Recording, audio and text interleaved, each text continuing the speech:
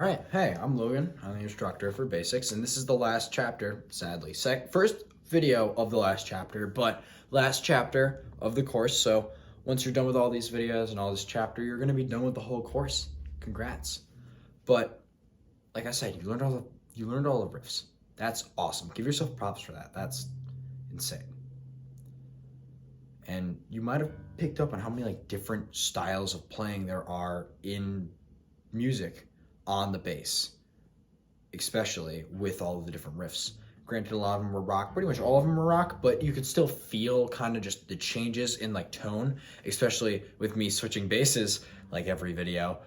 You could definitely feel like, oh, so this song's more punchy, oh, this song's more for like bass and like smoother. And that's just how songs are. It's how the bassists themselves kind of creates their own things. And like you aren't expected to do this, but it would not be surprising if you messed with levels in your preamp or in your amp itself and changed up the tone as you played riffs, because that's what I did when I was first learning. But you don't have to do that. No one's saying you have to, but highly recommend it. It definitely adds another layer to your playing, and it has a huge impact on like tone and feel of the music that you're playing if you change up like the effects in your bass and you're playing. You add more treble, add a little less treble, add more bass, add a little less bass, etc.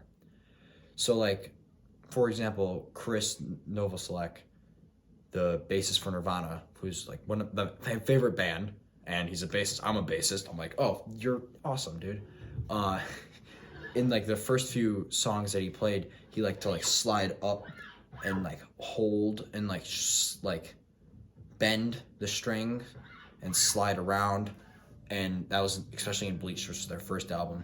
He would do that a lot, and then like kind of stopped for Nevermind, their second album, where he would just slide and like do a lot of Freddie stuff, which you probably heard in Bloom. He like slid up and then would go like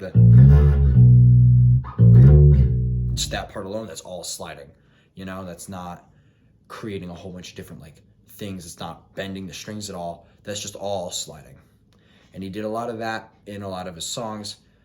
And then there's also another song called School. I have the wrong bass for this. Hold on.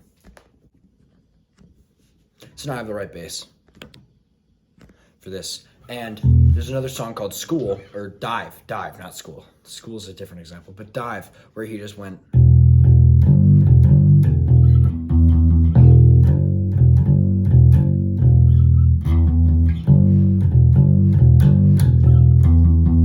Which is just a lot of like bending the string. And it was just interesting to see how he changed from that to the, which doesn't have any bends at all, and it has a lot of sliding around. And that's just his style of playing. Is it started out kind of super bendy and like weird in like just sustaining notes and bending and it changed and evolved into the that we know and love from those riffs that we learned. And it's different. Just your playing style is different for everyone. It's unique to the player, and sometimes, like I said, it changes as he progressed in his playing. Now, Cliff Burton, the original bassist from Metallica. I know we didn't learn any Metallica songs in the course. A lot of them are pretty easy to learn, but to that same coin, they don't sound good on their own. A lot of them only sound good with guitar because, at least the ones that I'm familiar with, sound really good with guitar and kind of okay on their own.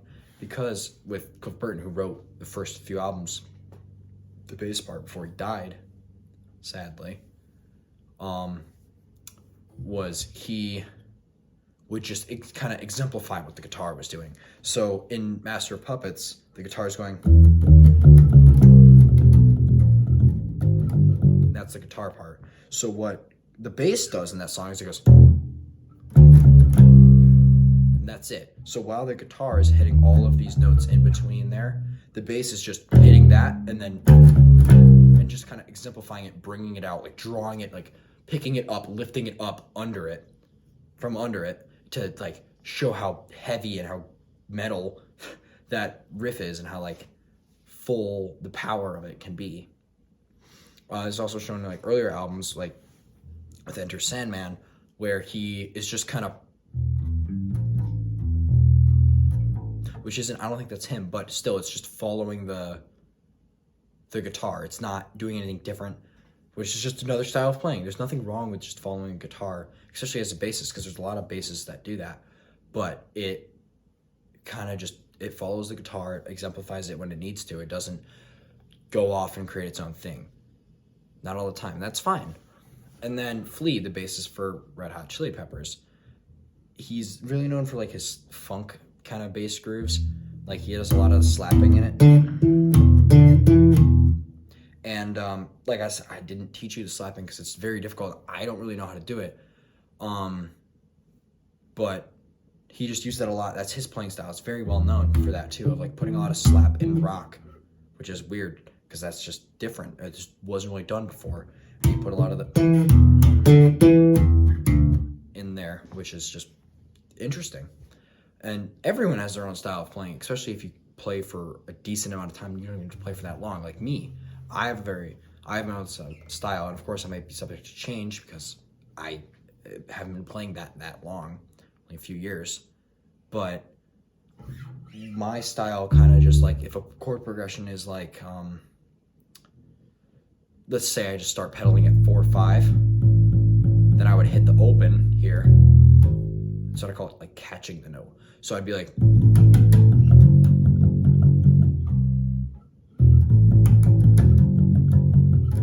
where I would pedal on a note, let go, hit open of that string for a few bars, and then hit back. So like a, and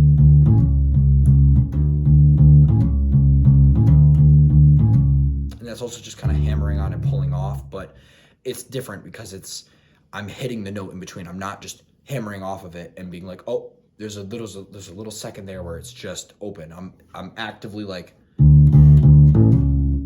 even though that wouldn't match with all the chords, I just think it sounds good. That's kind of my style. I call it catching the note, because you're like throwing it up in the air and you're catching it down here, or you're like going down from down here and you throw it up to yourself up further.